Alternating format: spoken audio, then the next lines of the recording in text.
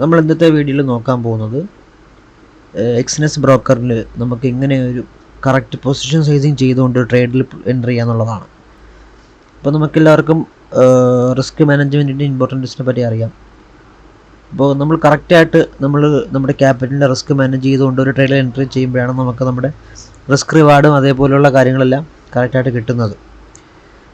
ഇപ്പോൾ നമ്മളൊരു ട്രേഡിൽ എക്സാമ്പിൾ ഒരു 1% ആണ് നമ്മൾ എക്സ്പെക്റ്റ് ചെയ്യുന്നത് എൻട്രി ചെയ്യാൻ റിസ്ക് വയ്ക്കുന്നത് എന്ന് വെച്ചാൽ ആ 1% തന്നെ ആയിരിക്കും നമ്മുടെ കയ്യിൽ നിന്ന് ലോസ് ആവണമെന്നുണ്ടെങ്കിൽ അതിനനുസരിച്ചിട്ടുള്ള ലോട്ട് സൈസ് നമ്മളിവിടെ സെറ്റ് ചെയ്യണം.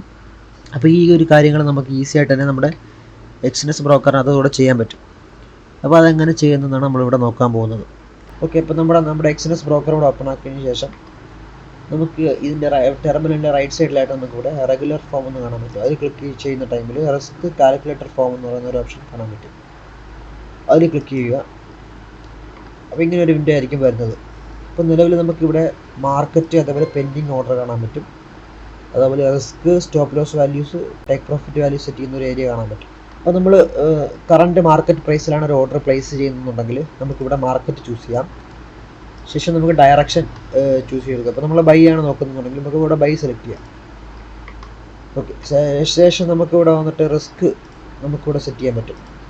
നമ്മുടെ അക്കൗണ്ടിൻ്റെ എത്ര പെർസെൻറ്റേജാണ് അല്ലെങ്കിൽ എത്ര ഡോളറാണ് നമുക്ക് ലോസ് ആവേണ്ടതെന്നുള്ളത് നമുക്ക് റിസ്ക് ഇവിടെ സെറ്റ് ചെയ്യാൻ പറ്റും. ഓക്കെ, അതനുസരിച്ചിട്ട് നമുക്ക് നമ്മൾ ട്രേഡ് എടുക്കുന്ന ടൈമിൽ ലോട്ട് സൈസ് അഡ്ജസ്റ്റ് ആവുകയാണ് ചെയ്യുന്നത്. അപ്പോൾ നമുക്കിവിടെ വന്നു കഴിഞ്ഞാൽ ഇതിപ്പോൾ ഞാൻ USD അക്കൗണ്ടാണ്, സെൻഡ് അക്കൗണ്ടാണ്. അപ്പോൾ അതാണ് ഇവിടെ USD എന്ന് കാണിക്കുന്നത്. ഓക്കെ, ഇപ്പോൾ നമ്മുടെ എക്സാമ്പിൾ നമ്മുടെ അക്കൗണ്ട് ഒരു $1,000 ആണെന്നുണ്ടെങ്കിൽ, $1000 ആണെന്നുണ്ടെങ്കിൽ നമുക്ക് അവിടെ വരുന്ന നമ്മൾ റിസ്ക് ചെയ്യാൻ ഉദ്ദേശിക്കുന്ന എമൗണ്ട് 1% ആണെന്നുണ്ടെങ്കിൽ നമുക്ക് അവിടെ വരുന്നത് ഏകദേശം $10 ആയിരിക്കും വരുന്നത്. ഓക്കെ, $10 ആണ് നമ്മുടെ അവിടെ റിസ്ക് വരുന്നത്. അപ്പോൾ ഇവിടെ നമ്മുടെ എക്സ്നെസിൻ്റെ ടെർമിനൽ നോക്കിക്കഴിഞ്ഞാൽ ഇവിടെ റിസ്ക് പെർസെൻറ്റേജ് നമുക്ക് സെലക്ട് ചെയ്യാൻ പറ്റും. ഇപ്പോൾ in percentage of equity select ചെയ്ത് കഴിഞ്ഞാൽ നമുക്ക് നമ്മുടെ അക്കൗണ്ടിൻ്റെ എത്ര പെർസെൻറ്റേജ് ആണോ റിസ്ക് ചെയ്യേണ്ടത് അവിടെ സെറ്റ് ചെയ്യാൻ പറ്റും. ഓക്കെ, ഇത് കാണിക്കുന്നത് നമ്മുടെ നിലവിലുള്ള അക്കൗണ്ടിൻ്റെ 1% ആയിരിക്കും. ഓക്കെ, നിലവിലുള്ള ഇക്വിറ്റിയുടെ 1% ആണ് ഇവിടെ കാണിക്കുന്നത്.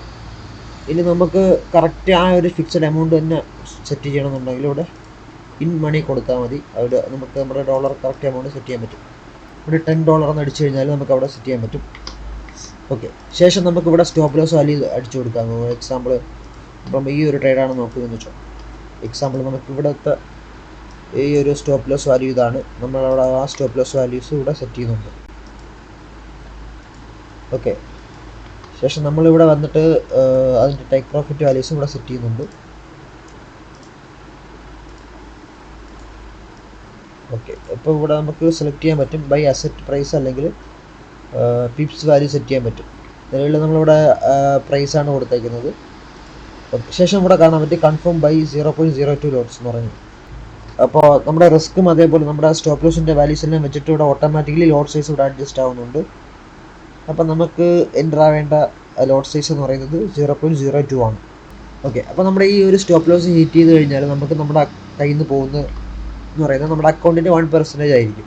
ഓക്കെ, അപ്പോൾ ഈ രീതിയിൽ നമുക്ക് പൊസിഷൻ സൈസിങ് നമുക്ക് ഈസി ആയിട്ട് തന്നെ ബ്രോക്കർ ത്രൂ ചെയ്യാൻ പറ്റും.